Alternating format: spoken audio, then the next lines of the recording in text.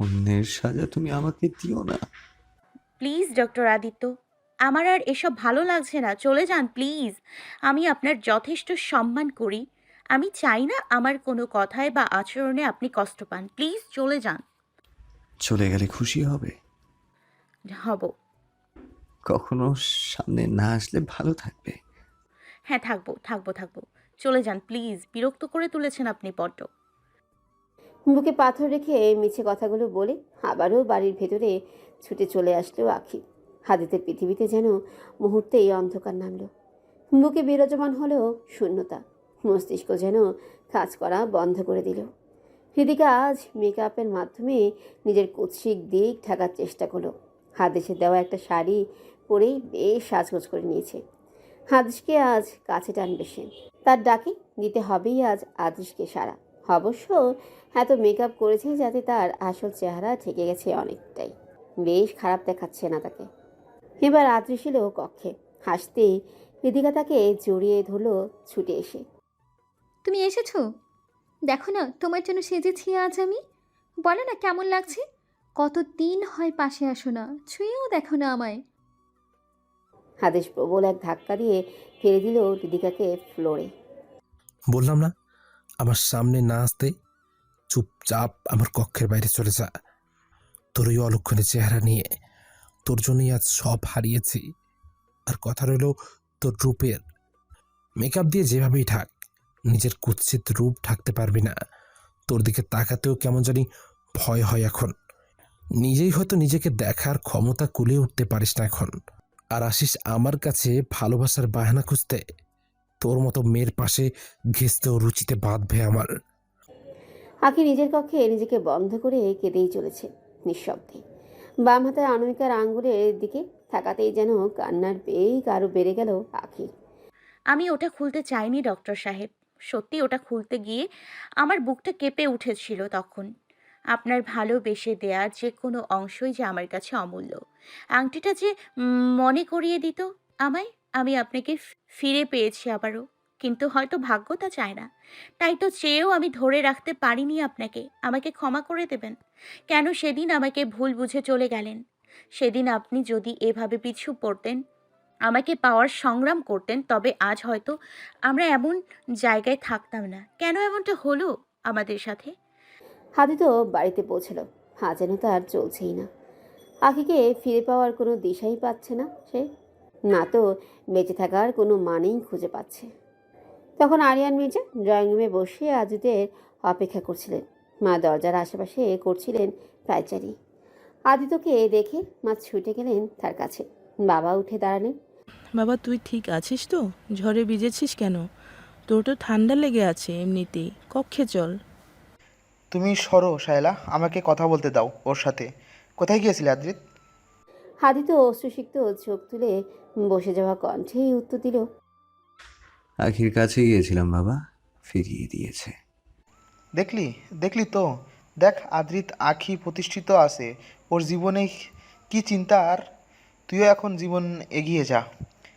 আমার এগিয়ে যাওয়ার না তো আছে কোনো ইচ্ছা, আর না তো আমি বাধ্য। আমি বিয়ে করলে আখিকেই করব, নয়তো অবিবাহিতই মরব। এটা আমার ফাইনাল ডিসিশন। খরকশ গলায় জবাব দিয়ে সিঁড়ি বেয়ে উপরে উঠতে গেলে আরিয়ান মির্জা বললেন। এমনটা হলে তোকে আমরা আর আখির মধ্য থেকে একজনকে বেছে নিতে হবে আদ্রিত। বাবার কথায় থমকে দাঁড়ালো আদিত্য। অবাক হয়ে তাকালো বাবার মুখে পানে। দুজনের মধ্যে একজনকে বেছে নিতে হবে মানে কি বোঝাতে চাইছো বাবা? এটাই যে তুই আখির জীবনে আনতে চাইলে আমাকে ছেড়ে দিতে হবে। তুই নিজে আমার ছেলে হিসাবে পরিচয় দিতে পারবি না। আমি ভাববো তুই কখনো আমার জীবনে ছিলি না। আর তুই যদি আমাকে বেছে নিস তবে আখিকে ভুলে যেতে হবে, আর আমার পছন্দের মেয়েকে বিয়ে করতে হবে। এখন বল, এখন যদি তোর আখিকে চাই তবে চলে যা, আমি তোকে আটকাবো না। তোমাকে বলার মতো ভাষা আমি হারিয়ে ফেলেছি বাবা। যাকে আমি জীবনে আদর্শ মানতাম সেই এমনটা করলো আমার সাথে। তোমার কাছ থেকে আমি এটা আশা করিনি বাবা। গর্ব করে বলতাম আমার বাবা কখনো নিজের ইচ্ছে আমার উপর ছুঁড়ে ফেলে না। উনি আমার বাবার থেকেও বেস্ট ফ্রেন্ড বেশি। কিন্তু আফসোস, চিন্তা করো না বাবা, তোমাকে নিরাশ করব না। আমার কারণে তোমার সম্মান কখনো যাবে না। আর আমি এমন সন্তান যে পৃথিবী আমার বিপরীতে চলে গেল আমি কখনোই মা বাবার অবাধ্য যাব না, তাদের ছেড়ে যাব না। তবে আমি আখিকেও ছাড়তে পারবো না, কিন্তু উভয় জিনিসের সমাধান আমি দিবই। হতপর নিজের কক্ষের দিকে চলে গেল আদ্রিত। শায়লা মির্জা পেছন গেলেন। আদ্রিত কক্ষে ঢুকেই দরজা লাগিয়ে দিল। শায়লা মির্জা বাহির থেকে ডেকেই যাচ্ছেন ওকে। বাবা, আমার কথাটা শুন, তোর বাবার কথা শুনিস না, বুড়ো বয়সে পাগল হয়েছে। তুই বেরিয়ে আয়, আমি তোর বাবার সাথে কথা বলে সব ঠিক করে দেব। তুই আয় মায়ের কাছে। আদিত্য ভেতরে ঢুকেই এটা ওটা ভাঙতে শুরু করেছে অতিরিক্ত রাগে। ভাঙার এক পর্যায়ে হাঁটু কেড়ে বসে পড়ে ফ্লোরে। হাতের মুঠোতে এখনো আখির ফিরে দেওয়া সে আংটি। আংটিটার গায়ে চুমু দিয়ে এবার অনেক শব্দ করে কেঁদে উঠল। কেন আল্লাহ ওকে আমার কপালে রাখলেন না? তাই বুঝি কখনো কাউকে অবহেলা করতে নেই? কখনো না বুঝে অবহেলা করেছি ওকে। আজ বুঝতে পারছি তখন আমার অবহেলায় ওর কতটা খারাপ লাগতো। আমি ওর অবহেলা আর নিতে পারছি না। আমি বাঁচবো না ওকে ছাড়া। ও যখন ভাগ্যে ছিলই না, তবে কেন আনলেন ওকে আমার জীবনে? কেন? ওকে কি ভিক্ষা হিসেবেও আমাকে দেয়া যায় না? এত সময় শায়লা মির্জা কক্ষের ভেতরের ভাঙাচোরার শব্দের সহিত হাদিতের কান্নার শব্দ অনেকাংশেই শুনতে পারছিলেন বাহির থেকে, কিন্তু এখন কিছুই শুনতে পারছে না। কক্ষটা কেমন জানি নিস্তব্ধ হয়ে গেছে। শায়লা মির্জার মনে চলতে শুরু হয়েছে আশঙ্কা। মায়ের মনে আশঙ্কা যেন বলে দিতে পারছে অনেক কিছুই। এবার উনি চেঁচিয়ে ডাকতে শুরু করলেন, অদ্রিত বাবা, কি হয়েছে? চুপ করে গেলে কেন? দরজা খোল। কে কোথায় আছো? জলদি আসো, আমার ছেলে দরজা খুলছে না। কেউ আসো, আমার ছেলে না আবার কিছু করে যায়। ঘরের সবাই সেখানে ছুটে আসলেন। সবাই আদিত্যকে ডাকছেন, তবে কেউ সারা শব্দ পাচ্ছে না তার। সবাইতে ঘাবড়ে যায়। বাকিরা দরজা ভাঙার চেষ্টা করলেও সিয়াম ঘরের বাইরের দিকটায় বেরিয়ে আদিত্যের কক্ষে নিচে যায়। অতঃপর আদিত্যের বারান্দা দিয়ে ঢুকে বারান্দার দরজা খোলা থাকায় সহজেই কক্ষে প্রবেশ করে যায়। আদিত্য বিছানায় চিত হয়ে শুয়ে আছে। চোখ দুটো লাল বর্ণ ধারণ করে গেছে। ঘন ঘন নিঃশ্বাস নিচ্ছে আর বারবার বিছানার চাদর খামচে ধরছে। সিয়াম লক্ষ্য করলো নিচে একটা খালি প্যাকেট পড়ে আছে। সিয়াম ছুটে গেল হাদিদের কাছে। হাঁকি নিজেকে শান্ত করে নিয়েছে। জাহানারা মা আর শুভ্রতা আদিলকে নিয়ে ড্রয়িং রুমে বসেছে গুরুত্বপূর্ণ কিছু আলাপ করবে বলে। ভাইয়া, আপনি বিজনেসটা চালিয়ে যান, সব কিছু আমি দেখব। যা লাগে বলবেন আমায়। মা আপু, তোমাদের যা লাগে আমার কর্মচারীদের দিয়ে আনিয়ে নিও। আমি ওদের সব কিছু বুঝিয়ে বলেছি, তোমাদের এখানে কোনো সমস্যা হবে না। কেন আঁকি, কোথাও যাচ্ছ তুমি? আমি দেশ ছেড়ে চলে যাব ভাইয়া। দুদিন আর আছি মাত্র। কিছু প্রয়োজনীয় কাজে দুদিন দেরি করা। কেন রে বোন, আমাদের ছেড়ে চলে যাবি? তোমাদের ছেড়ে যাওয়ার তো কোনো ইচ্ছে নেই ভাইয়া, কিন্তু যেতে হবে। চিন্তা করো না, প্রতিনিয়ত তোমাদের খোঁজ নিব। মা অভিমানটা বুঝি আমাদের উপর, তাই চলে যাচ্ছিস? 3 বছর পর মায়ের গলার স্বর চিনতে মোটেও ভুল হয়নি আখির। পেছন মোড়ে স্বয়ং মাকে দেখতে পেয়ে নিজেকে আটকে রাখতে পারল না। ছুটে গিয়ে মাকে জড়িয়ে ধরল। মাম, তুমি এসছো? ক্ষমা করে দিয়েছো আমায়, আর মুখ ফিরিয়ে নিবে না তো? কেন, তোর কি মনে হয় আমি এতই পাষাণ? তোর বাবাকে যথেষ্ট সম্মান করি, তাই ওনার সম্মানের উপর দিয়ে তোকে বুকে টেনে নিতে পারিনি। কিন্তু আজ আর নিজেকে আটকাতে পারলাম না। আমি তো জানতামই না তুই আমাদের হাসপাতালে জয়েন করেছিস, কিন্তু আজ যখন জানতে পারলাম ওই বাপ বেটার কারণে আমার মেয়ে এত কষ্ট পেয়েছে, তখন আর নিজেকে আটকাতে পারিনি, ছুটে চলে এসেছি। বাবা আর ভাইয়া আসেনি?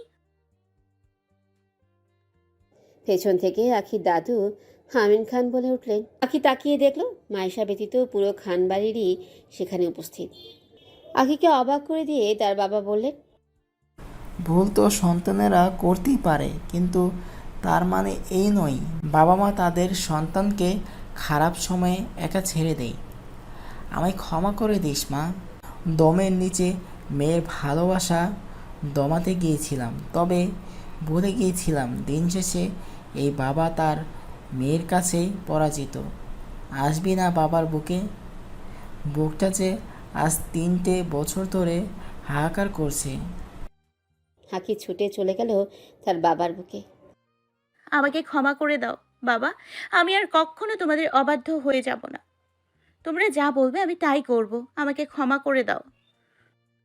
এবার আশরাফ খান আখির চোখের জল মুছে দিয়ে বললেন, আমি কিন্তু আমার মেয়েকে দুর্বল হয়ে পড়ে কান্না করার শিক্ষা দেইনি, আর যেন কাঁদতে না দেখি। তো শুধু মা বাবাদের কাছ থেকে ক্ষমা চাওয়া হবে নাকি? আমরাও তো বড় ভাই হই, আমাদের কাছেও ক্ষমা চাও, তাও পা ধরে। তোর কাছে ক্ষমা চাইতে আমার বইয়েই গেছে। তবে দাঁড়া, তোকে এখনই দেখাচ্ছি। মাম্মাম, দেখো না তোমার পাগল মহিষটা খেপে গেছে। আখির কথা শুনেই সবাই হেসে দিল। এমন খুনসুটি আখি আহেলের চেয়ে লেগেই থাকতো। এবার হাসি মুখে এগিয়ে গিয়ে আখি আহেলকে জড়িয়ে ধরল। ক্ষমা করে দিস ভাইয়া আমায়। পাগলি একটা, আমি কি কখনো তোর উপর রাগ করে বেশি দিন থাকতে পেরেছি? ক্ষমা করে দিস, তোকে অনেক কষ্ট দিয়েছি। তখনই আশরাফ খানের ফোন বেজে উঠল। হ্যাঁ সামিরা, বলো। স্যার, ডাক্তার আদ্রিত বিষ পান করেছেন। ওনাকে ওনার পরিবার আমাদের হাসপাতালে নিয়ে এসেছেন। আমরা এমার্জেন্সিতে ওনাকে ঢুকিয়েছি। ডাক্তাররা ওনাকে দেখছেন। ওকে, আমি আসছি। কি হয়েছে বাবা? আদ্রিত সুইসাইড করার চেষ্টা করেছে, ওকে ইমার্জেন্সিতে ঢোকানো হয়েছে। কি? আর কিছুই না বলে আখি বাইরের দিকে ছুটতে শুরু করলো। হতভম্ব হয়ে দাঁড়িয়ে আছেন হারিয়ান মির্জা, চোখে পানি বয়ে চলেছে। আদিত্যকে গাড়িতে করে নিয়ে আসার সময় আদিত্যের জ্ঞান ছিল। সিয়াম গাড়ি ড্রাইভ করছিল, আর আদিত্যকে শায়লা মির্জা আর উনি ওনাদের মধ্যখানে বসিয়ে নিয়ে এসেছিলেন। যখন কেঁদে কেঁদে আরিয়ান মির্জা বলছিলেন, তুই কেন এমনটা করলে আদ্রিত? আমি তো এমন কিছু চাইনি। আমার সন্তানই না থাকলে আমি সম্মান দিয়ে কী করবো? তখন অনেক কষ্ট করে জবাব দিয়েছিল আদিত্য, বাবা, আমি তোমাকে ছাড়তে পারবো না, কিন্তু আখিকেও ছেড়ে দেওয়ার সাধ্য আমার নেই। প্লিজ আমার বাঁচিও না বাবা, কারণ আর বেঁচে থাকলে আমি আখির পিছু ছাড়বো না কখনো। কথাটা বলার পর জ্ঞান হারিয়ে গিয়েছিল আদিত্যের। এবার বুঝতে পারলেন আরিয়ান মির্জা। সম্মানের দোহাই দিয়ে তিনি নিজের ছেলের প্রাণ চাইছিলেন তার কাছ থেকে। ছেলের এই অবস্থার জন্য নিজেই দায়ী। কিভাবে মেনে নিবে বাবা? শায়লা মির্জা চিৎকার করে কাঁদছেন। আমার ছেলেকে কেউ বাঁচিয়ে দাও, আমার ছেলে কিছু হলে আমি মরে যাব। আমি তোমাকে ছাড়বো না আরিয়ান, আমি তোমাকে ছাড়বো না। তুমি আমার ছেলেকে ফিরিয়ে দাও, নইলে আমি তোমাকে আসতে। কথাটা বলে এসেই আরিয়ান মির্জার কলার চেপে ধরলে সিয়াম আর ঈশিতা ওনাকে ছাড়িয়ে নেয়, কিন্তু সেই ক্ষণেই উনি জ্ঞান হারান। আখি ছুটে আসে হাসপাতালে, তার পরিবারও চলে আসে সেখানে।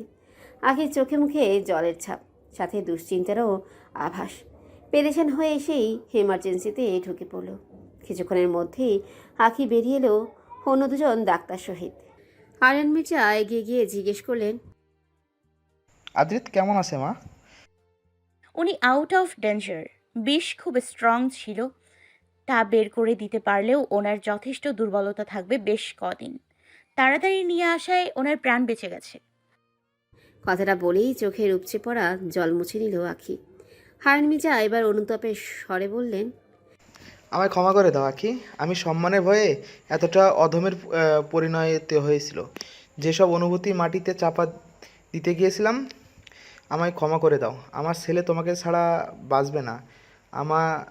আমার ছেলে প্রাণ আমার কাছে বড়। আমাকে তুমি ক্ষমা করে দাও। চলে আসো আমার ছেলের জীবনে ফিরে। আখি জবাব দিয়ে ওঠার আগেই আশরাফ খান জিজ্ঞেস করলেন, কি হয়েছে আরিয়ান? কি বলেছিস তুই এমন আখিকে যে এখন ক্ষমা চাইতে হচ্ছে? অতঃপর আরিয়ান মির্জা সব কিছু হুবহু বলে গেলেন। কথাগুলি শুনেই মুহূর্তে আশরাফ খানের চেহারায় যেন কালো মেঘ নামল। রাগে চেহারা লাল বর্ণ ধারণ করে গেল। তোর সাহস হলো কি করে আরিয়ান আমার মেয়েকে এত তুচ্ছ ভাবার?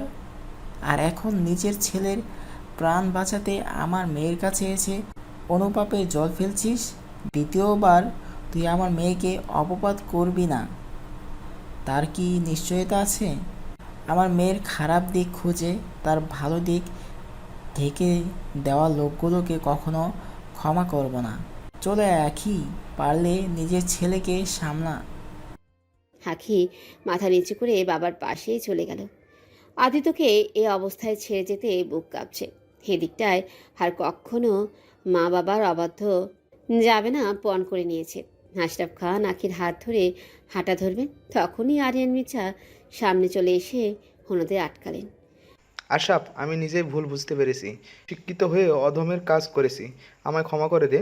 আমি কথা দিলাম আখিকে মাথায় তুলে রাখবো সারা জীবন। তোর মেয়ে আমার ভিক্ষা স্বরূপ দিয়ে দে।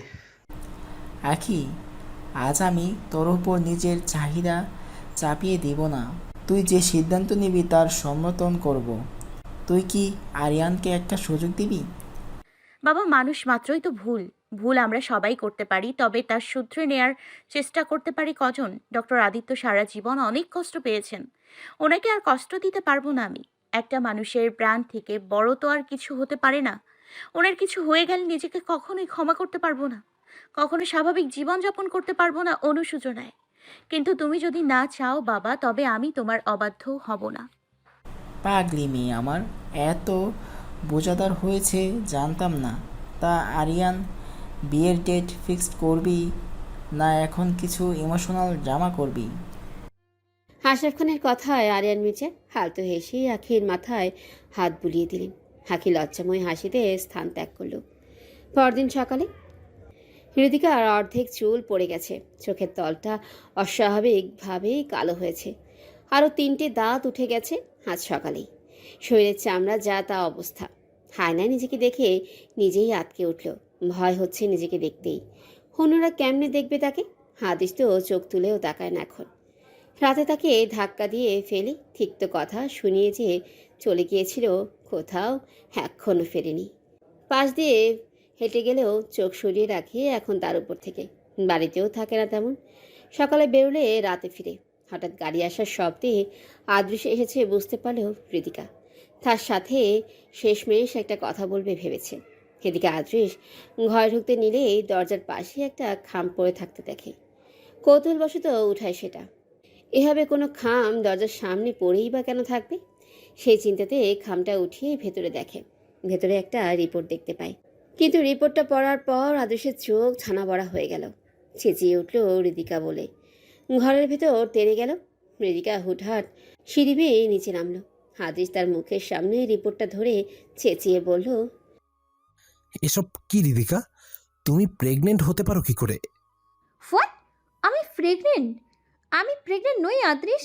এমন কোনো সিনড্রোম এখনও আমি পাইনি। এ ভুয়া রিপোর্ট কে দিয়েছে তোমায়? যে জায়গাতে আমি এখনও কোনো টেস্ট করাইনি। আর যদি প্রেগনেন্ট হই তবুও কি সমস্যা? তুমি তো বাচ্চার দোহাই দিয়েই বিয়ে করলে আমায়। কথাটা কানে যেতে আদৃশ হৃদিকার গাল বরাবর জোরালো একটা থাপ্পড় বসিয়ে দিল। অতঃপর গর্জে বলল, যে জায়গাতে আমি কখনো বাবা হতে পারবো না সেখানে তুই মা কেমন করে হবি? বল, এই বাচ্চা তোর কোন নাগরের? বল কার বাচ্চা এটা? নইলে নইলে তোকে আমি প্রাণে মেরে ফেলবো। হৃদিকার থুতনিতে সজোরে চেপে ধরে বলল আদৃশ। হৃদিকা কান্নার সহিত জবাব দিল, আমার বিরুদ্ধে ষড়যন্ত্র করা হচ্ছে আদ্রিস। আমি এসবের কিছুই জানি না। আমি শুধু তোমাকে ভালোবাসি। আর আমি প্রেগনেন্ট নই। চুপ কর, নষ্ট মেয়ে কথাকার। নষ্টামি করে এখন অবলা সাজার ঢং করছিস। ছি, তোর এমন অবস্থা কোন পুরুষ তাকায় তোর দিকে কে জানে। রাস্তার নোংরা মাথায় তুলতে নেই। মানুষ ঠিকই বলে, আমাকে পাগল কুকুরে কামড়েছিল যে তোর মতো নোংরাকে ঘরে তুলেছিলাম। তোর জন্য আমি আমার আখি, আমার পরিবারকে হারিয়েছি। কিন্তু কিন্তু আর না, তোকে এভাবে বার করবো না। ডিভোর্স পেপার নিয়ে এসে ঘাড় ধাক্কা দিয়ে ঘর থেকে বের করে দেবো তোকে। আদৃশ এবার হনহনিয়ে বেরিয়ে গেল ঘর থেকে। হৃদিকা অগ্নি দৃষ্টিতে আদৃশের যাওয়ার পানে তাকিয়ে থেকে বলল, তবে তোমারও সময় এসে গেছে আদ্রিস। অপেক্ষা করো শুধু। হৃদিকা তোমাকে তোমার ভাগেরটা তোমায় এবার ঠিকই দেবে। আদিত্য চোখ খুলে আখিকেই সামনে পেল। নার্সদের সাথে কি যেন কথা বলছে দাঁড়িয়ে। আদিত্যের উপর চোখ গেল আখি। চোখাচোখি হলো দুজনের। আদিত্য বেশ অভিমান নিয়ে চোখ ফিরিয়ে নিল। আখি মুচকি হাসল এতে। নার্সদের হাতের ইশারায় চলে যেতে বলল। অতঃপর আদিত্যের পাশে বসে গলা খাকারি দিল। এই যে চোখ নাকওয়ালা ডক্টরের সাথে কিন্তু রাগ অভিমান মানায় না। কে বলেছে আপনাকে আমার চিকিৎসা করতে? চলে যান, আমাকে আমার হালে ছেড়ে দিন। এসছিলাম তো চিকিৎসা করতে, তবে এসে রোগীরই প্রেমে পড়লাম, কিন্তু রোগী তো আমার দিকে তাকাচ্ছি না। দেখুন, মস্করা করবেন না, এমনিতেও ভালো লাগছে না কিছু, চলে যান। যা, রোগীর চোখা নাকের প্রেমে পড়েছিলাম, কিন্তু অভিমান হয়তো তার নাকের ডগায় চড়ে বসছে। যাক, আমার আর কি, হেরে যাওয়া মন নিয়ে চলে যাই। কথাটা বলতেই আদিত্য ফিরে তাকালো আখির দিকে, রসকসহীন স্বরে বলল, কোথায় যাবে? যেখানেই যাবে আমাকে পাবে, কিছু ছাড়বো না আমি তোমার। বাহ, একটু আগেই তো শুনছিলাম কেউ আমাকে আপনি করে ডাকছিল, মুহূর্তেই দেখি হাবভাব চেঞ্জ। তা পিছু না ছাড়ার কথা বলে আপনি যেভাবে হারিয়ে যেতে নিচ্ছিলেন। কথাটা বলেই আখি হট্ট হাসিতে ফেটে পড়ল। আদিত্য হতভম্বের মতো তাকিয়ে বলল, হাসছো কেন? আমি মরে গেলে খুশি হতে বুঝি? একদম চুপ। আবার যদি এমনটা বলেছেন, তবে আর কখনো আপনার সামনে আসবো না। এমন কোথাও চলে যাব যে আমাকে কখনো খুঁজে পাবেন না। হাসি থামিয়ে এবার কর্কশভাবে পড়ল কথাগুলো। আদিত্য উঠে বসলো এবার। আরে কি করছেন আপনি? দুর্বল, উঠবেন না এখন? আমি ঠিক আছি আখি। আগে বলো, এই যে অধিকার, আমাকে হারিয়ে দেওয়ার ভয় যে আমি তোমার চোখে দেখছি, তা মিথ্যে নয়। বলো, তুমি কখনো আমায় ছেড়ে যাবে না? ভালোবাসো আমায়, বলো। আখি কিছু না বলেই আদিত্যকে জড়িয়ে ধরল। অতঃপর মৃদু স্বরে তার কানের কাছে মুখ নিয়ে বলল, ভালোবাসি আপনাকে। কথাটা আদিত্যের কান বিশ্বাস করে উঠতে পারল না। আখিকে ছাড়িয়ে আশ্চর্যের সহিত জিজ্ঞেস করল, মিথ্যে বলছো না তো? হতেও পারে, অসুস্থ মানুষকে সান্ত্বনা প্রদান কিন্তু ডক্টরের কর্তব্য। ফাজলামো করো না আখি, সত্যিটা বলো। আল্লাহ, পড়লাম কোন চোখা নাকওয়ালা বান্দায়। আরে আপনার বাবা আমার বাবা মিলে আমাদের বিয়ে ক্ষণ ঠিক করে ফেলেছেন। আমি রাজি না থাকলে কি করতেন তা? কি হয়েছে, আর অবাক হতে হবে না। যে কাণ্ড করেছিলেন আপনি, মজনু সাহেব বেঁচে থাকলে আজ আপনাকে দেখে হয়তো আফসোস করতেন। আমি মজনু হতে চাই না, আর না তো দেবদাস। আমি আখির আদৃত হয়েই থাকতে চাই, তার পাগল প্রেমিক রূপে। আদিত্য এবার অল্প টানে আখিকে নিজের বেশ কাছে নিয়ে গেল। আখির কপালের সামনে দিয়ে বেরিয়ে আসা ছোট চুলগুলো খানের পেছনে গুঁজে দিয়ে বলল, তোমার প্রেমে এই প্রেমিক যা তা হতে পারে।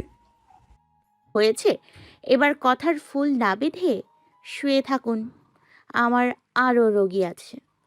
আখি আদিত্যকে হালকা ধাক্কাতে ছাড়িয়ে ছুটে পালিয়ে আসতে লাগলো। আদিত্য পেছনে বলল, আমি ছাড়া কোনো পুরুষ রোগী দেখলে কিন্তু খবর আছে, কিন্তু তোমার না, ওই পুরুষের। আখি হাসতে হাসতে চলে গেল। আদিত্য জায়গায় বসেই হাসছে। পুরো 2 দিন চলে গেল। এই 2 দিন বাড়িতে আসেনি আত্রিশ। আজ বাড়ি আসলো ডিভোর্স পেপার সহিত। এসে হৃদিকার সামনে ডিভোর্স পেপার রেখে বলল, আধ ঘন্টার ভেতর কাপড় চোপড় প্যাক করে এটাতে সাইন করে চলে যাও, নয়তো ধাক্কা দিয়ে বের করে দিতে বাধ্য হব। কথাটা বলেই আত্রিশ কক্ষ ত্যাগ করে ছাদের দিকে চলে গেল। হৃদিকা অস্বাভাবিক ভঙ্গিতে এবার দাঁত কটমট করে বলল, দিলে না তো ভালোবাসার মর্ম আদ্রিস। এবার দেখে নিতে হবে তার পরিণাম তোমায়। সবার সামনে আমার চলে যাওয়া তোমার নাশ করার সর্বোত্তম পন্থা হবে আমার জন্য। বেশ কিছুক্ষণ পর ছাদ থেকে নেমে আদ্রিস দেখতে পেলেও হৃদিকা ডিভোর্স পেপারে সাইন করে দিয়েছে। আশেপাশে কোথাও নেই সে। কর্মচারী মীরাকে জিজ্ঞেস করলে তার কাছ থেকে জানতে পারল হৃদিকা চলে গেছে, কিন্তু সাথে করে কোনো কিচ্ছু নেই। আদ্রিস স্বস্তির নিঃশ্বাস ছাড়ল। অবশেষে হৃদিকাকে জীবন থেকে বের করতে পারল সে। আখির ছবি বুকে নিয়ে কান্না করতে মত্ত হয়ে আছে আদ্রিস। আমায় ক্ষমা করে দাও তুমি ফুলপরি। আমি এতটাই অধম হয়ে গেছিলাম যে সত্য জ্ঞান হারিয়েছিল আমার। বলে গেছিলাম আমার মনে তোমাকে নিয়ে ভালোবাসা যে কতটুকু। আমি আমি যে তোমাকে বড্ড ভালোবাসি ফুলপরি। তোমাকে ছাড়া আমি নিঃস্ব হয়ে গেছি। একবার ফিরে আসো, কখনো তোমাকে আর কষ্ট দেব না। অন্য কোনো মেয়ের দিকে চোখ তুলেও তাকাবো না কখনো। তোমায় আমি কথা দিলাম, আমি আমি আসবো আখি, আবার তোমাকে ফিরিয়ে নিতে। যতক্ষণ না ক্ষমা করছো, যতক্ষণ না ফিরে আসছো, আমি তোমার পিছু ছাড়বো না। আগে আগে তোমার রাগ ভাঙবো, তারপর পরিবারের সবার, এরপর সবাই মিলে আগের মতো মিলেমিশে থাকবো আবার। আদেশ এবার বেরিয়ে আখির উদ্দেশ্যে হাসপাতালে গেল। তখন একজন নার্স ওকে জানালো, ডাক্তার আঁকি তো এখন এখানে নেই। লাঞ্চ টাইম শুরু হতেই ডাক্তার আঁকি আর ডক্টর অদিত্য কোথায় বেরিয়ে গেলেন আমি জানি না। আদৃশ নিরাশ হয়ে বেরিয়ে এলো সেখান থেকে। রাত থেকেই কিছুই খায়নি, খিদেও লেগেছে বড্ড। তাই ভাবলো হাসপাতালের পাশের কোনো রেস্টুরেন্টে কিছু খেয়ে নিক, ততক্ষণে হয়তো আঁখি আদ্রিত চলে আসবে। অতঃপর সে বেরিয়ে এলো। হাসপাতালের বেশ পাশেই একটা রেস্টুরেন্ট। আদ্রিশ সেখানটায় গেল। আঁখি আদ্রিত দুজন একে অপরের পাশাপাশি বসে আছে। দুজন খাবার খাচ্ছে আর একে অপরের সাথে কথা বলছে। আচ্ছা, তুমি কি আমার উপর দয়া করে বিয়েতে রাজি হয়েছ? তো আর কি, কি করব? উদার মন নয়তো আপনার মতো চোখা নাকওয়ালাকে বিয়ে করার মতো সিদ্ধান্ত নিতাম। কে বলেছে তোমাকে বিয়ে করতে? কি করতাম? চোখা নাকওয়ালা যে পিছু পড়তো, তখন সম্মানটা আমার কোথায় রয়ে যেত। তাই সম্মানের ভয়েও বলতে পারেন সিদ্ধান্তটা নেয়া। হাদি তো বেশ অভিমান করলো আখির কথায়। খাবার রেখে একদিকে মুখ করে বসে থাকলো। আখি মুচকি আসলো এতে। অভিমানটা মুহূর্তেই জমা হয় বুঝি নাকে ডগায়। হয়, তাতে তোমার কি? তো সবার সাথে করেন এমন অভিমান, না আমি আলাদা? জানি না। এত অভিমান, কথা বলতেও মন চাইছে না বুঝি। এদিকে খাবার ঠান্ডা হয়ে যাচ্ছে, হসপিটালেও যেতে হবে, খেয়াল আছে? খাবো না আমি, তুমি খেয়ে নাও, তারপর চলবো। কথাটা বাঁকা মুখ করে না বলেও স্বাভাবিকভাবে বলা যেত। অভিমানে মুখ বাঁকাও হয় জানতাম না। হাদি তো কিছুই বলল না জবাবে, একদিকে মুখ করে বসে আছে। আখি আবারও মুচকি হাসলো। অতঃপর হাদিদের প্লেট থেকে এক চামচ খাবার তুলে তার মুখের সামনে ধরল। আমি খাওয়ালেও খাবেন না? খাবো, তবে চামচে না। চামচে খেলে সেই ফিল আসবে না। বাংলার বউয়েরা স্বামীকে হাতে খাওয়ায়। ঝটফট মুখ ফিরিয়ে দুষ্ট হেসে এবার বলল আদ্রিত, প্রথমত আপনি আমার স্বামী এখনো হননি, আর দ্বিতীয়ত এটা আপনার বাড়ি না রেস্টুরেন্ট। হয়নি স্বামী, তবে হয়ে তো যাব। মন থেকে তোমাকে বউ আমি কবেই মেনে নিয়েছি। আর যেখানে কথা হাতে খাওয়ার, তবে বাঙালিদের হাতে খাওয়াটাই বেশি মানায়। আখি হাসলো। হাদি তো এক লোকমা খাবার নিজ হাতে আখির মুখে তুলে দিলে আখি খেয়ে নিল। এবার আমাকে খাওয়াও। আখিও হাসি মুখে এক লোকমা খাবার হাদিদের মুখে তুলে দিল। দৃশ্যটা স্পষ্ট ধরা দিলেও হাদৃশের চোখে। চোখ মুহূর্তটা মেনে নিতে পারছে না, এখনই যেন ফসকে পড়ে যাবে। আদি তো তেড়ে গেল দুজনের কাছে, গিয়েই টেবিলে জোরালো থাবা দিয়ে দুই হাত রাখলো।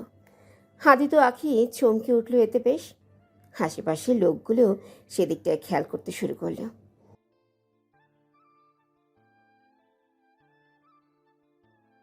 তোর সাহস কি করে হলো আদ্রিত আমার আখির সাথে এমন মুহূর্ত পার করার কল্পনা করতেও? আর আখি, তুমি কি লাজ চরম সব ধুয়ে খেয়েছ? এটাই কি ছিল তোমার আমার প্রতি ভালোবাসা? ওটা ভালোবাসা না, আমার জীবনের ভুল ছিল আদৃশ। ভুল শুধরে নেয়ার চেষ্টা করলাম মাত্র। আর যেখানে কথা লজ্জা শরমের, নিজের হবু স্বামীকে নিয়ে সীমা রেখায় থেকে একান্তে কিছু সময় পার করা শরমের কিছু হতে পারে না। হবু স্বামী? হ্যাঁ আদৃশ, আমার আর আখির বিয়ে ডেট ফিক্স হয়ে গেছে। বিয়ের কার্ড এখনো রেডি হয়নি, হলে প্রথম কার্ডটা তুমিই পাবে। চলো আখি, এখানে আর থাকলে আমাদের উপর আবারও কারো নজর লেগে যাবে। হাদি তো বিলটা দিয়েই আখির হাত ধরে হাদেশের দিকে থাকছিল ভরা নয়নে তাকিয়ে হাঁটতে লাগলো। আখি ফিরেও তাকালো না আর হাদেশের দিকে। হাদিস অসহায় হয়ে তাকিয়ে থাকলেও তাদের পানে। বুকে অনুভব করলো যেন তীর আঘাত। চোখ বেয়ে নামলো জল। আখি হৃদিকার বিষয়ে সব কিছুই বলল হাদিতকে। কি বলছো আখি? হৃদিকা এসব করেছে? কিন্তু কেন? এটাই তো জানার কথা, যা একমাত্র ওর পরিবারের কাছে থেকে জানা যাবে। এখন কি তুমি ওর বাড়ি যাবে? হুম, বাবার কাছে থেকে কালকের দিনের ছুটি নিয়েছি, আজ সন্ধ্যায় বরিশালের ফ্লাইটে। আমিও যাব তোমার সাথে। কিন্তু আপনি কেন? আমি যাব, এটাই ফাইনাল। তোমার জীবনসঙ্গী হতে চলেছি, জীবনের প্রতি পদে সাথে থাকবো। আখি না চাইলেও আদিত্য জেদের কাছেই হার মানল। রাতের ফ্লাইটে আখি আদিত্য বরিশাল চলে আসলেও দুজন একটা রিসোর্টে থেকে যায়, আলাদা 2 কক্ষে। অতঃপর সকাল হতেই রওনা হয় রিদিকাদের বাড়ির উদ্দেশ্যে। সেখানে গেলে ওনারা তাদের যথেষ্ট আদর আপ্যায়ন করেন, যেহেতু আখির বাড়িতে দীর্ঘ বছর কাজ করেছেন মফিজ সাহেব। আখিও ওনাকে যথেষ্ট সম্মান করে। অনেকক্ষণ যাবৎ ওটা কথা বলার পর আখি বলল, তা রিদিকার সাথে আপনি যোগাযোগ কেন করেন না মজনু চাচা? ওকে যখনই আপনার বিষয়ে জিজ্ঞেস করতাম বলতো আপনি নাকি ওর সাথে সকল সম্পর্ক ভঙ্গ করে দিয়েছেন। ওকে সহ্যই করতে পারেন না। ওকে মাথার বোঝা মনে করে আজিজের সাথে বিয়ে দিয়েছেন, আজিজ বাজে জেনেও। এ কি বলছো আখি? আজিজের সাথেও ওর সম্পর্ক ছিল? আমরা জানতাম না। আরও আমার নামে ও সব বলেছে। ও কোথায় আছে তাও তো আমি 2 বছর ধরে জানি না। আজিজের সাথেও মানে কি বলতে চাইছেন চাচা? পরিষ্কার করে বলুন। কথাটা শুনেই মফিজ সাহেবের চেহারা কেমন চুপসে গেল। কি হলো চাচা, চুপ করে আছেন কেন? বিষয়টা জানা আমার কাছে খুব জরুরি। রিদিকা অনেক কুকাজ করে বেড়াচ্ছে, ওকে আটকাতে হবে আমাদের। ওকে কে কিভাবে আটকাবে মা? যেখানে আমি নিজেই ব্যর্থ বাবা হলেও। বলুন চাচা সব কিছু। ছোটবেলা থেকেই ওকে দেখে আসছি।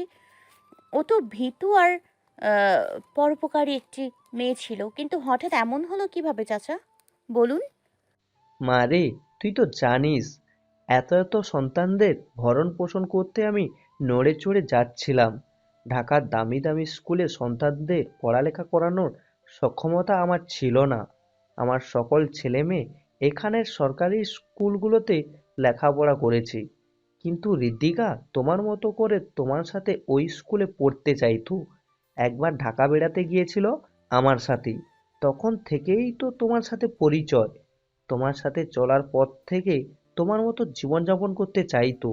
আমি কথাটা তোমাদের জানতাম না, তা শুনলে হয়তো তোমরা ঋদিকার আবদারের যথেষ্ট মান দিতে। এমনিতেই তোমার বাবার অনেক ঋণ ছিল আমার মাথায়, উপর থেকে ঋদিকার চাহিদা নিয়ে হাজির হওয়ার সক্ষমতা ছিল না আমার, তাই ঢাকা থেকে ওকে এখানে এনে দিয়ে যাই। তোমার সাথে বেশি যোগাযোগ করতে দিতাম না, কথাটা তোমাকে জানাবে বলে। কিন্তু মাঝে মধ্যে আমার পিছু ধরে বাড়ি থেকে পালিয়েই ঢাকায় চলে আসতো, এসে তোমার সাথে ভিড়তো, তোমাকে কথাটা জানাতে চাইতো, কিন্তু আমি ওকে শাসাতাম। তখন থেকেই আমাকে কেমন ঘৃণার চোখে দেখতে শুরু করে। ওকে ওর মা বোঝাতে চাইলে ওকেও ভুল বুঝতো।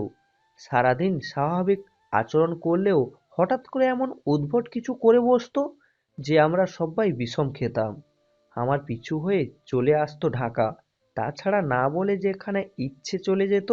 কয়েকদিন যাবৎ ওর খোঁজ পেতাম না, ওকে কিছু জিজ্ঞেস করতে নিলেও অস্বাভাবিক আচরণ করত। হঠাৎ একদিন জানতে পারি ও প্রেগনেন্ট।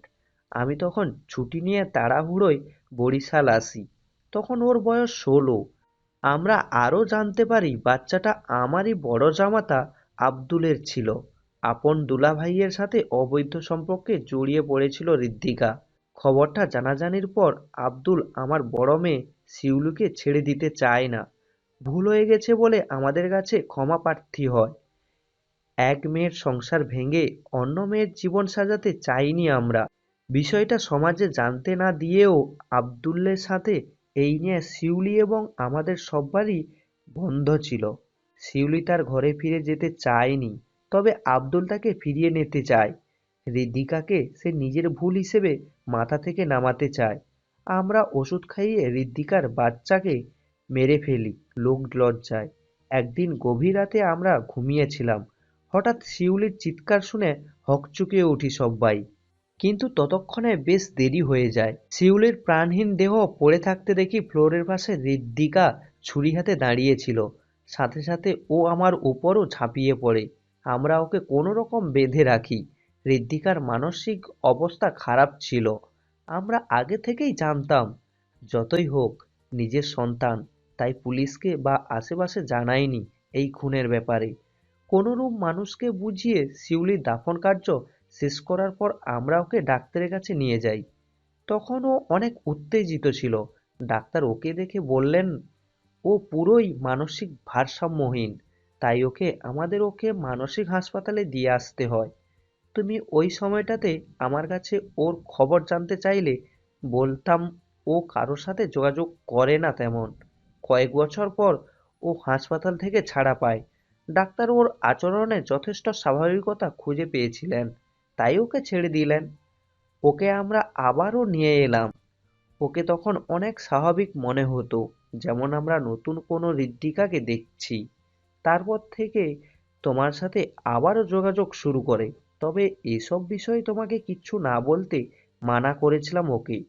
ও আমার কথা মেনে নেয়। ও আবারও ঢাকা চলে আসে আমার সাথে। আমাকে বলছিল এমনিই পড়ালেখা শেষ করতে পারেনি, তাই যতটুকু আছে ততটুকু দিয়ে একটা জব করবে। আমি মেনে গেলাম।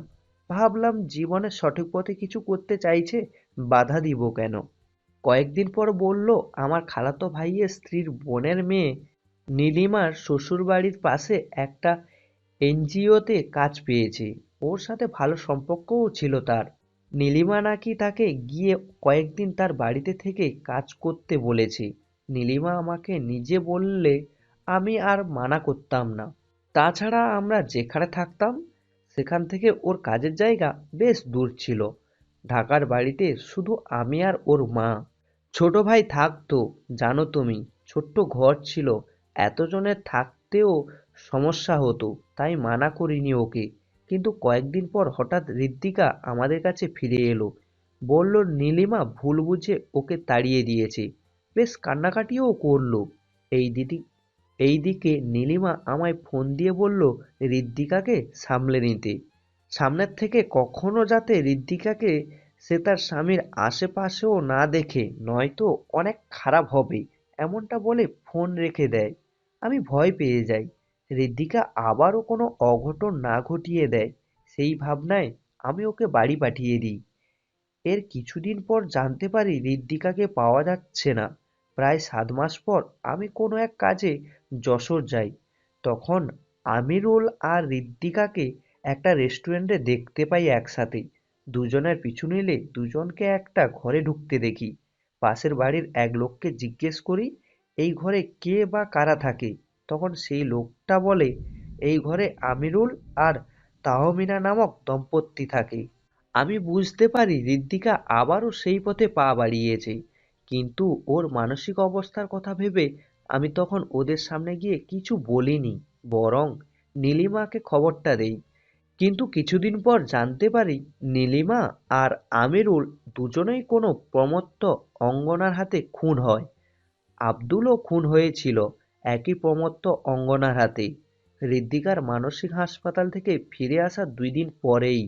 যাক, এর অনেক দিন পর হঠাৎ ঋদ্ধিকা ফিরে আসে। এসে আমার কাছে কান্নাকাটি করে বলে আমিরুল ওকে ফাঁসিয়ে ওকে বিয়ে করেছিল।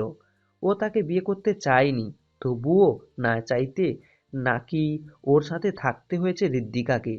আমি ওর কথায় বিশ্বাস না করলে আমার পায়ে পড়ে কান্না করে বলে প্রমত্ত অঙ্গনা নামক খুনি ওর পিছন পড়ে আছে, ওকে মেরে ফেলবে ওকে বাঁচাতে।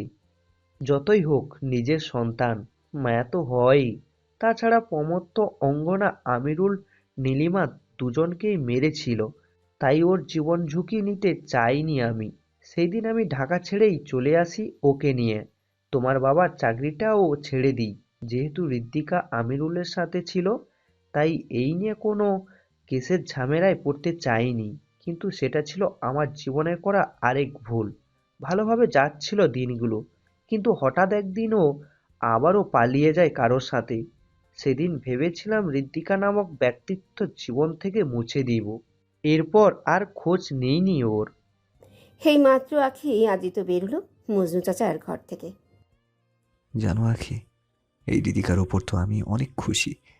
তা কেন? এই দেখো না, ও যদি আদৃশকে তার চতুর্থ উইকেট হিসেবে না ফেলতো, তবে আমি ছক্কা কেমনে মারতাম। বেচারা আদৃশ হিরে ফেলে কাজ ধরতে গেছে, কি মজাটাই না লাগছে। আদৃশের ঘাড়ে হৃদিকার মতো পাগল চেপেছে। হয়েছে, নিজেকে সাকিব আল হাসান ভাবা বন্ধ করে চলুন, ফ্লাইট আছে ঢাকার। তা মানুষের দুরবস্থা শুনে হাসাহাসি কখন থেকে শিখলেন একটু শুনি। আরে মানুষের দুরবস্থায় হাসবো কেন? যে আমার প্রাণ নিয়ে টানাটানি করেছে, আমার হাসি কেড়ে নিয়েছিল, তার দুরবস্থায় না হাসলে কিসে হাসবো? আমি আপনার প্রাণ। তা কি বারবার প্রমাণ করতে হবে? আখির দু হাত নিজের হাতে নিয়ে চোখে চোখ রেখে বলল, হয়েছে, রোম্যান্টিক হতে হবে না। তাছাড়া কাজে হোক বা অকাজে কখনো যেন কোনো মেয়ের প্রশংসা করতে না শুনি আমার সামনে। জেলাস হও বুঝি? জানি না। মুচকি হাসি দিয়ে আদিত্যের হাত ছাড়িয়ে হাঁটা ধরে আঁখি। আদিত্যও পিছনে তার বাঁকা হেসে। আখির নাম নিয়ে চিৎকার করে কাঁদছে আদৃশ অন্ধকার কক্ষে বসে। বারান্দা হয়েই রাতের চাঁদের ছড়ানো কিছু আলো ঘরে প্রবেশ করেছে মাত্র।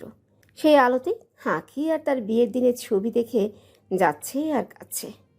আজ 4 দিন হলো ঠিকমতো খায়নি সে, ঘুম নেই চোখে, জীবন নিরর্থক হয়ে যাচ্ছে তার। চারিদিকে যেন আঁখিকেই দেখতে পায়, কাজেও যায় না।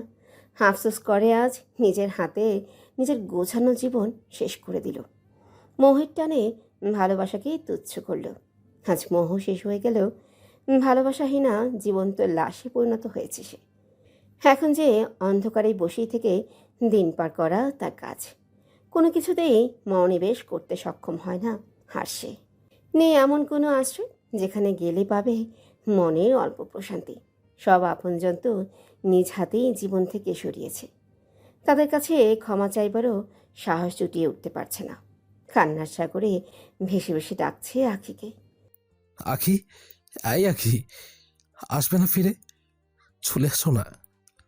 আমি আমি ভুল করে গেছি আখি, দয়া করে ক্ষমা করে দাও। দেখো না, দেখো না, আজ আমি নিঃস্ব।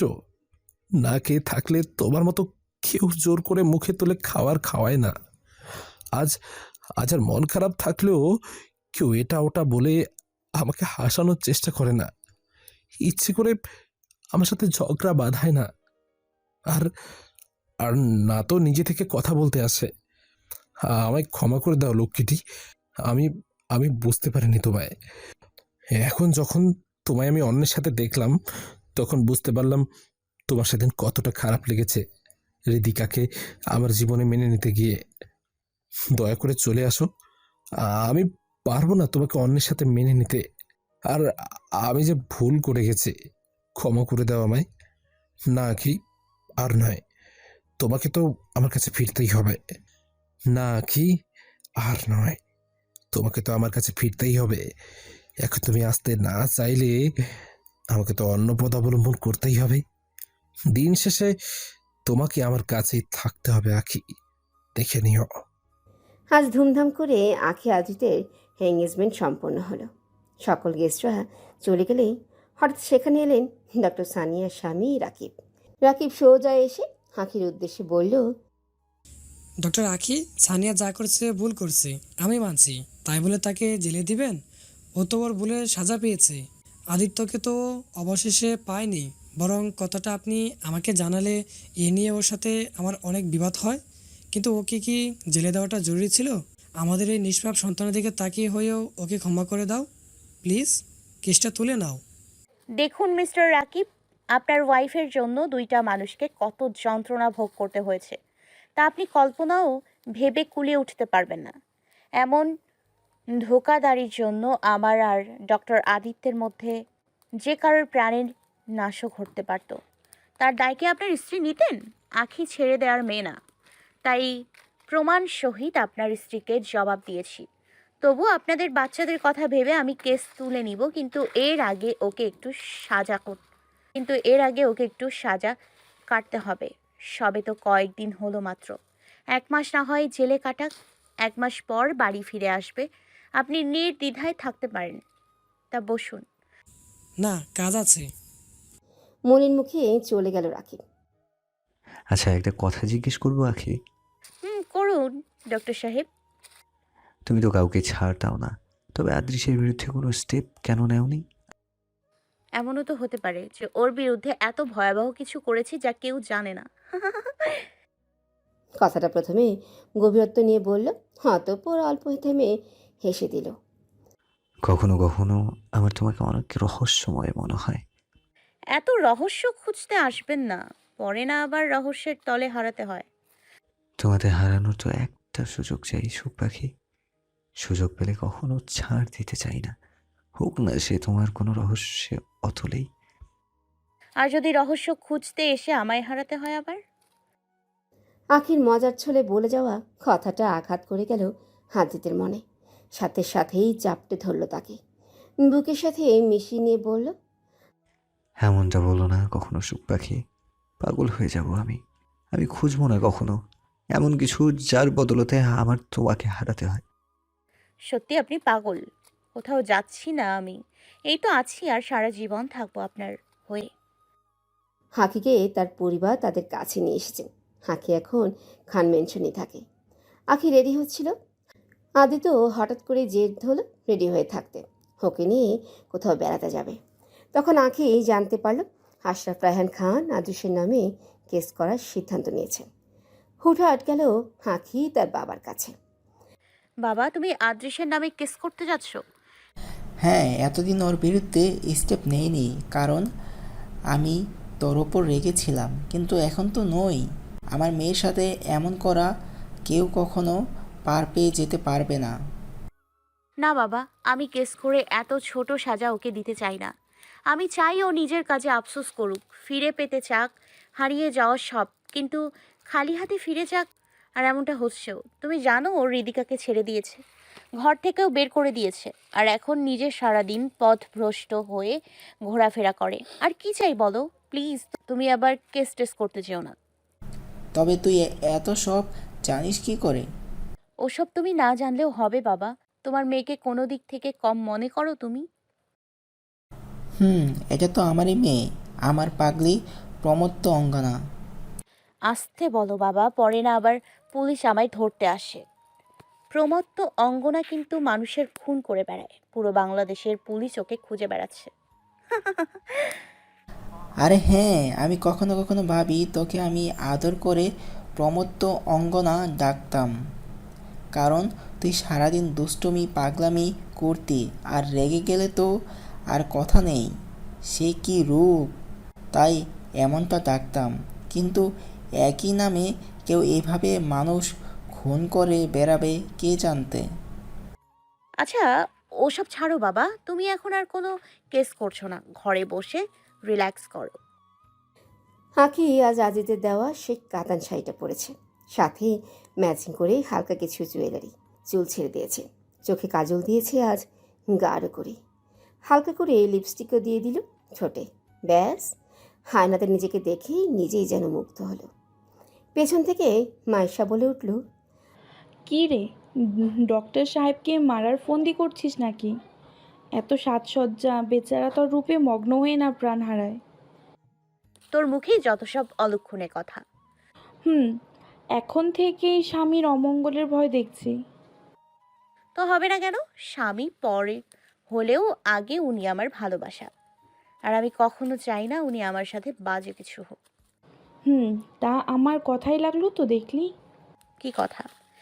এই তো বলেছিলাম না, একদিন এই পরিবার তোকে আবারও মেনে নেবে। আমিও জানতাম আমার বাবা মাম্মাম আমার পরিবার কখনো আমাকে মন থেকে মুছে ফেলতে পারবে না, আর তোর দেওয়া আশ্বাসটা থেকেই তো শান্তি পেলাম। মাইশার দেওয়া আশ্বাস মানে?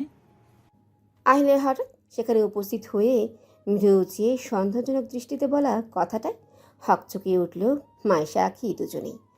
সাথে সাথে এই দুজনেই জিভ পায়ে কামড় দিয়ে দিল। এবার আহিলের কাছে পরিষ্কার হলো সবটা। বুঝতে পেরেছি, আমাদের দ্বন্দ্ব থাকলেও বান্ধবী দুজনের আলাপচারিতা বজায় ছিল। আর ওই বদের হাড্ডি মাইশা এতদিন আমার সাথে মিথ্যা বলেছিল যে আখির সাথে ওর কোনো যোগাযোগ নেই। তো কি হয়েছে? তোরা ভাবছিলে যার তার সাথে ঝগড়া করবি আর তোদের হয়ে সবাই মারামারিতে এগিয়ে যাবে নাকি? হ্যাঁ, আমাদের যোগাযোগ ছিল, এমনকি আমরা দেখাও করতাম প্রায়ই। আর এই যে বাপ হতে চলেছিস, তা সবার আগে আমি কনফার্ম করেছি। অবাক হয়ে আহির মাইশার দিকে তাকালেই মাইশা দাঁত কালানো একটা হাসি দিয়ে দেয়। হয়েছে, এখন গোয়েন্দাগিরি ছেড়ে রাস্তা থেকে শর্ত। আমায় এখন যেতে হবে, আমার দেরি হচ্ছে। হ্যাঁ, তোর মহারাজা সেই কখন থেকে এসে বসে আছেন। ওকে তবে যাই, সর সর সর। গাড়িতে বসে আছে আখি আদ্রিত। আদ্রিত ড্রাইভ করছে আর বারবার আখির দিকে তাকাচ্ছে। এই যে মিস্টার, হয়তো ড্রাইভ করুন নয়তো গাড়ি আটকিয়ে আমাকে দেখুন, কারণ আপনি যা শুরু করেছেন একটা দুর্ঘটনা তো ঘটিয়েই ছাড়বেন। দুর্ঘটনা তো তুমি ঘটিয়েছ সুখ পাখি। এমন রূপে আমার সামনে এসে কালো শাড়িতে তোমার এই মোহনীয় রূপ কতটা যে হৃদয় খারাপ তা তোমাকে বুঝিয়ে তোলার সক্ষমতা এই অধমের নেই। শুধু বলবো, আজ হৃদয় বাধা মানবে না, দেখে যাবে তোমাকে অপলকে।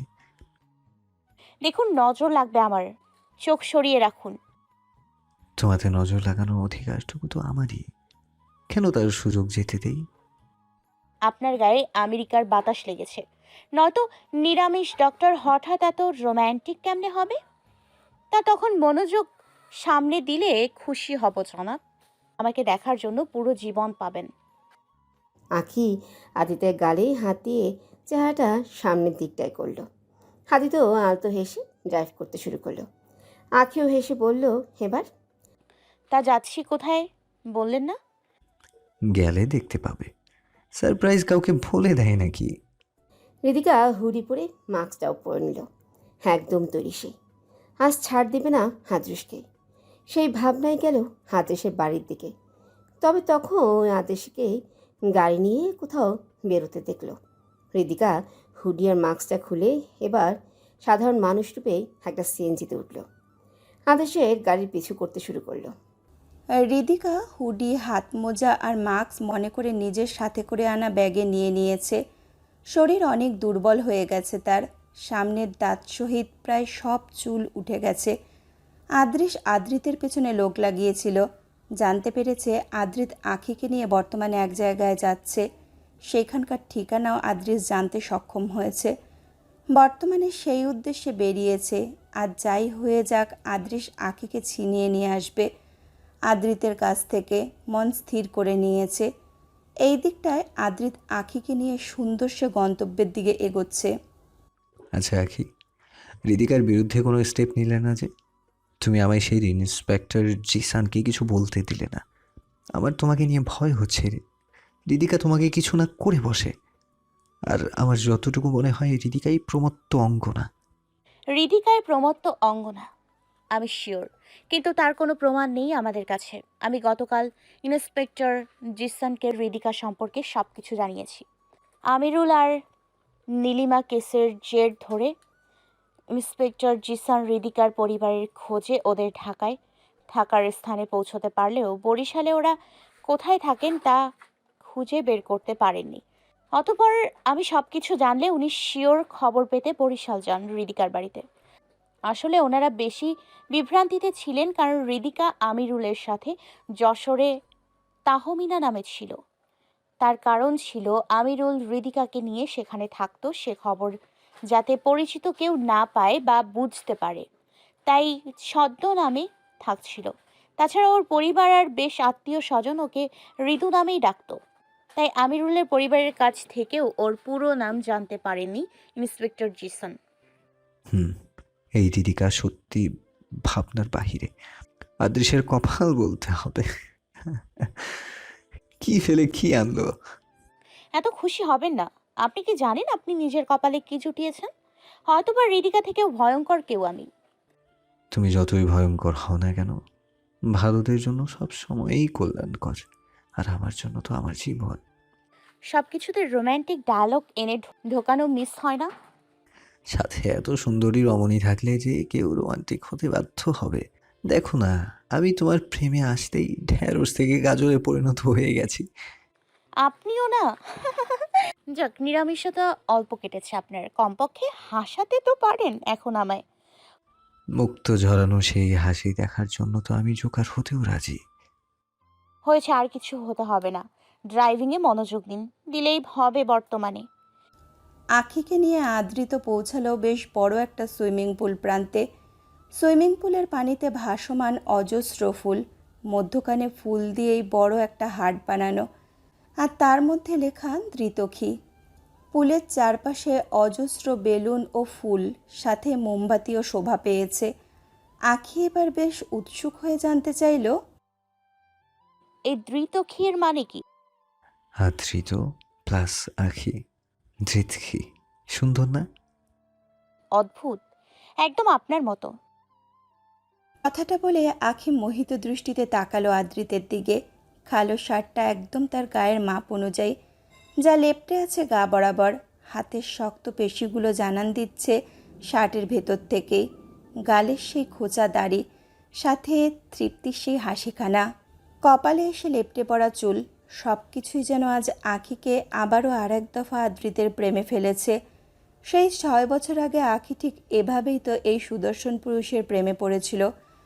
আদ্রিতের সব দিক আখিকে তার প্রতি যেন টানতো খুব করে।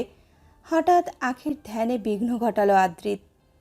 এই যে ডাক্তার সাহেবা, কি এমন দেখছেন? দেখছি কেউ কিভাবে এতটা নিখুঁত ভালোবাসতে পারে। কেন সেদিন সানিয়া আর আদৃশ্যের ধোকায় পড়লাম। জীবনে 6টা বছর আপনার মতো মানুষের সান্নিধ্য হারালাম। পেছনে ফিরে তাকিও না। সুখ হারিয়ে ফিরে পাওয়ার অনুভূতিটাও যে আলাদা এক ভালো লাগার শিহরণ তৈরি করে মনে। আছি তো আজ, থাকবো সারা জীবন, কথা দিলাম। তা চলো তোমাকে কিছু দেখাই। অতঃপর আদ্রিত আখিকে নিয়ে পুলের অন্য এক প্রান্তের দিকে গেল। সেইখানেও লাল গোলাপের পাপড়িতে একটা বড় হাট বানানো। আদ্রিত সেই হাটের মধ্যখানে আখিকে নিয়ে দাঁড় করালো। তারপর হুট করেই তার সামনে হাঁটু গেড়ে বসলো, হাতে আদ্রিতের লাল তাজা গোলাপ। প্রেমময় স্বর ফুটিয়ে বলতে লাগলো, আংটি তো আগেই পরিয়ে দিয়েছি সুখ, তবে মনের কথা সোজা ভাষায় আজও প্রকাশ করতে পারিনি। ভাবতে পারো লাল গোলাপের আশ্রয়ে এই অধমের ভালোবাসা প্রকাশের একটা ছোট্ট প্রচেষ্টা মাত্র। তুমি আমার কাছে এই লাল গোলাপের মতোই সুখ, যাকে পেতে আগে তার কাটার বিষাদ গায়ে মাখতে হয়, তবে অবশেষে তার সান্নিধ্য পেয়েছি। আমার জীবনে শুধু একটাই চাওয়া, সুখ। সে চাওয়াটা শুধু তুমি, পাওয়াটাও তুমি হবে। অটল বিশ্বাস যে আমার আছে আমার আল্লাহ তাআলার প্রতি। ভালোবাসি বড্ড তোমায়, হারিয়ে গেলে নিজেকেই হারিয়ে যাব। বলো না ভালোবাসো আমায়ও? ভালোবাসি আমার ডক্টর সাহেবকে। সত্যি বাসো তো? ভালোবাসি, ভালোবাসি, ভালোবাসি। আখির 3-3বার দিয়ে ওঠা স্বীকারোক্তিতে আদ্রিতের খুশিতে দ্বিগুণ আমেজ যোগ হলো। উঠে দাঁড়িয়ে আখিকে জড়িয়ে নিল নিজের বুকের সাথে। আখিও জড়িয়ে ধরল আদ্রিতকে। কিছুক্ষণ পর আখি বেশ লজ্জা নিয়ে আদ্রিতকে ছাড়িয়ে নিল নিজের কাছ থেকে। অতঃপর লজ্জা মিশ্রিত হাসিতে তাকে পাশ কাটিয়ে চারপাশ ভালো করে দেখতে লাগলো। চারদিকেই ফুল আর বেলুনের ছড়াছড়ি, কিছু কিছু জায়গা পড়ে পড়েই লেখা ভালোবাসি সুখ পাখি। Welcome back to my life Hitler ধৃতখি, ভালোবাসি সুখ। আরও না জানি কত কি, যা ফ্লোর থেকে নিয়ে আশেপাশে দেয়ালগুলোতেও শোভা পেয়েছে। আখি একটা মোমবাতির পাশে দাঁড়িয়ে তার পাশে ফুলের পাপড়িতে লেখা ধৃতখি শব্দটা বিমোহিত হয়ে দেখছিল। ঠিক তখন আদ্রিত পিছন থেকে তার গলায় একটা ডায়মন্ডের নেকলেস পরিয়ে দেয়। অতঃপর আখিকে সেখানে রাখা ফুলে সজ্জিত একটা আয়নার সামনে নিয়ে যায়। তার পেছনে দাঁড়িয়ে তাকে জিজ্ঞেস করে, পছন্দ হয়েছে? কিন্তু আমার কাছে সবকিছুর থেকে বেশি পছন্দের আপনি। আদ্রিত আলতো হেসে এবার একটা লাল গোলাপ আখির কানে গুজে দিয়ে গাইতে শুরু করলো।